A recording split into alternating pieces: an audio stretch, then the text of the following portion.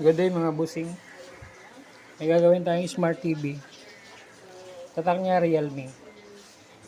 Sira nito is backlight. Paano malalaman kung sira yung backlight? Siyempre, lilintihan lang natin. Ayun. Kita mo yung aninag YouTube. Ayun. Netflix. So, sira nito backlight lang. So, ito guys. Nabaklas na natin yung LCD. Hindi ko na napakita.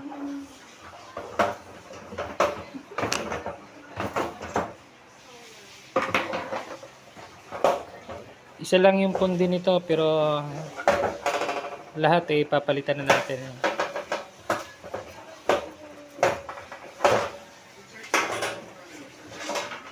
Papalit natin is factory cut na LED backlight. So ito ang ipapalit natin. Bago yan lahat. Bali 12 pieces yan. 6-6 lang.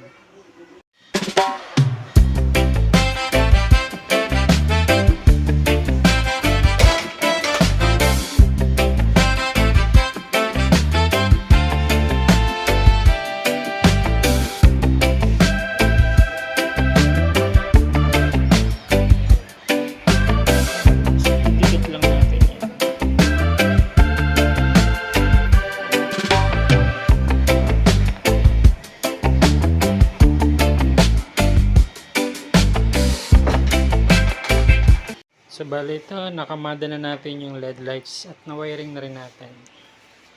Ngayon, testing natin. Siya, umilaw na.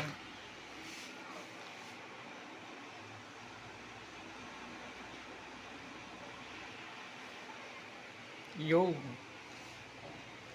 Okay, so umilaw na siya. Malakas. Salpak na lang natin yung kanyang LCD.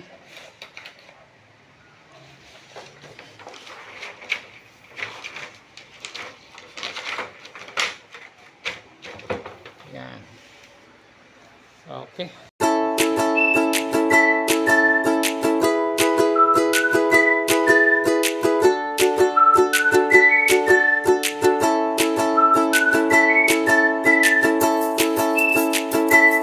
Ito na isalpak na natin yung panel nya, yung LCD. So test na lang tayo, testing. Okay.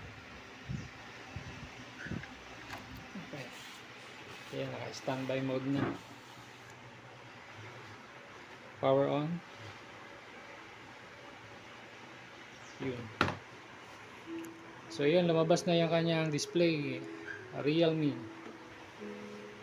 So, ang naging problema lang talaga is yung backlight niya.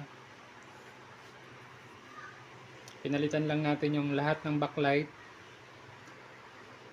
At okay na siya. Android TV na pala to. Ayan. So, yun lang. Salamat sa panonood and don't forget to subscribe on my YouTube channel. And thank you for watching.